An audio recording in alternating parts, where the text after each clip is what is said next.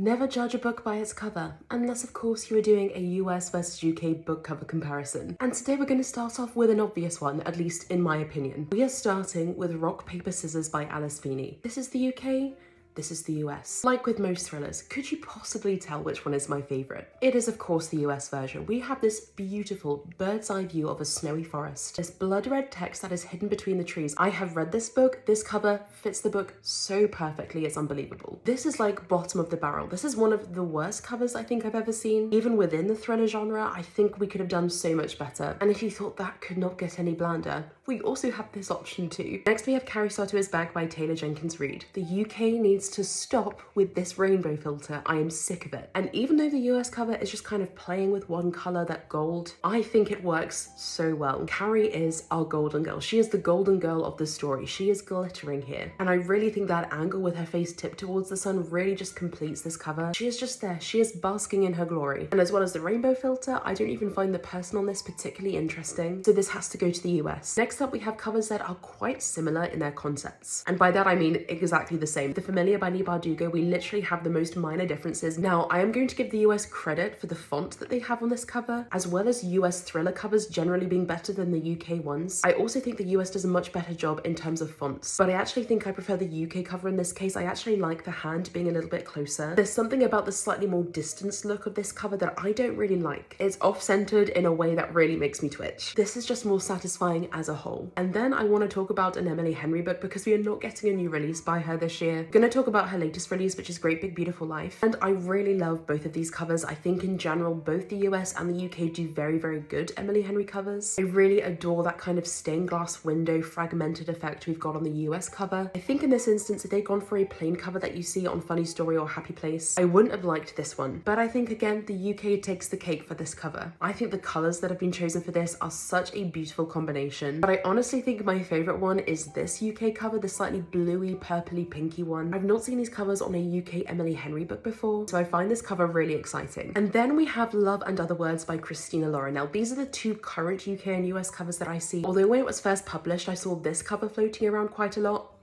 No, this is not it. But in terms of the current covers, I do think we have a clear winner, and that for me is the US. The way the UK Christina Lauren covers have been redone means that they all kind of look like this. Very simple blocky shapes, very simple blocky font, and I don't like it at all. I think the fact that it's so blocky and so bubbly means we've taken a lot of the whimsy out of it. And I think the US cover has done that really well. It feels a little bit more hand-drawn, handcrafted, and in my opinion, it's also a little bit different to the kind of romance covers that we see churned out again and again and again. So for that reason, I'm going to say the US. I really, really like this cover.